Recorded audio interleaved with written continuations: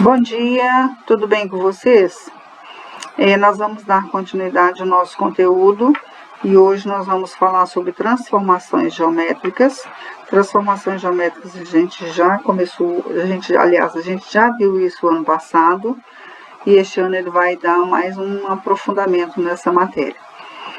Transformações geométricas, a gente fala sobre 3 pontos, que é a translação, a reflexão e a rotação.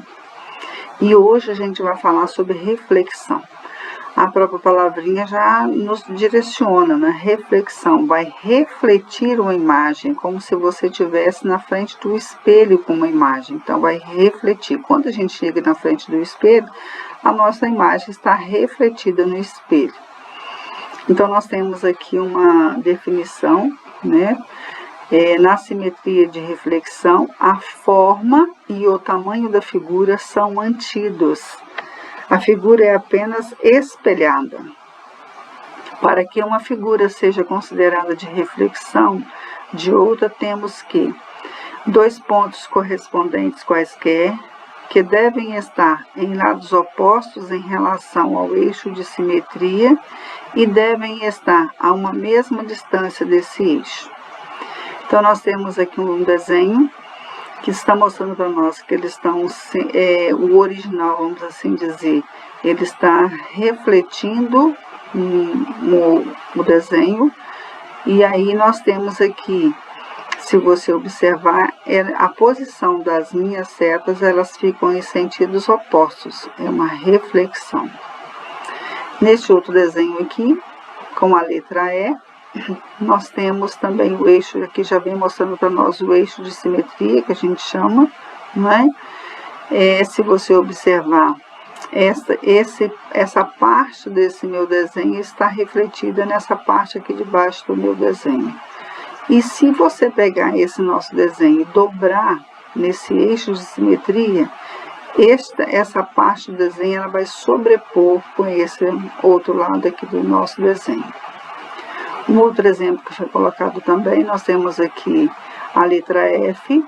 Observa que esse lado aqui é o lado da figura do meu desenho original e este lado aqui é o lado refletido, ou seja, do F', vamos assim dizer. Então, nós temos aqui o eixo de simetria. Esse eixo de simetria está representado pela reta P. Nós temos o ponto A e nós temos o ponto A'. Essa distância de A ao meu eixo é a mesma distância de A1 ao meu eixo. A minha distância de B ao eixo é a mesma de B1 ao eixo. E assim também o ponto C ao eixo, o ponto C1 ao eixo. Então, nós temos lá a representação de uma figura, um desenho, que ele está com uma reflexão aqui. Nessa outra situação, foi colocado num plano cartesiano. O plano cartesiano ele tem os 2 eixos, que a gente chama eixo X, que é esse eixo aqui, e o eixo Y, certo? Então, observa lá. Nós temos o ponto D com relação ao eixo e o ponto D' com relação ao eixo. Eles estão à mesma distância. Essa distância aqui é de 2, ó. E essa distância aqui também é de 2. Quando a gente fala de ponto, eu tenho que estar mostrando para vocês que quando a gente vai representar um ponto, a gente primeiro coloca o valor correspondente a x, que é esse eixo aqui, e depois a gente coloca o valor correspondente ao y.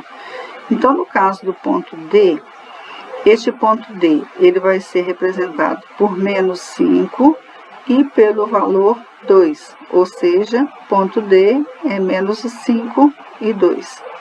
A mesma coisa aqui, ó, o ponto D'. O ponto D' vai ser também o valor de x, que é menos 5, e o valor de y, que vai ser quem? Menos 2. Se você observar, esses valores aqui são valores o quê? Simétricos. Então, eu tenho 2 e o menos 2. Já esse outro aqui, inclusive ele está no livro de vocês, por exemplo, a distância do eixo ao vértice F é de 1,5. Assim como O A do vértice F' ao eixo é também 1,5. Essas distâncias estão indicadas pelo segmento de linha vermelha. O que significa dizer isso aí? É que essa distância de F' ao meu eixo de simetria, que no caso aqui ele está dentro de um plano cartesiano, que é o eixo Y, é a mesma distância de F ao eixo. Então, por isso que ele colocou esses dois tracinhos, que significa que tem a mesma distância. E da mesma forma que eu falei para vocês, quando a gente vai representar um ponto, primeiro a gente fala o valor de x e depois a gente fala o valor de y. Por exemplo, o ponto E', quer dizer, ele vai ser menos 3 e 2. Se eu estiver falando, por exemplo, do ponto D, o ponto D vai ser 3 e 4.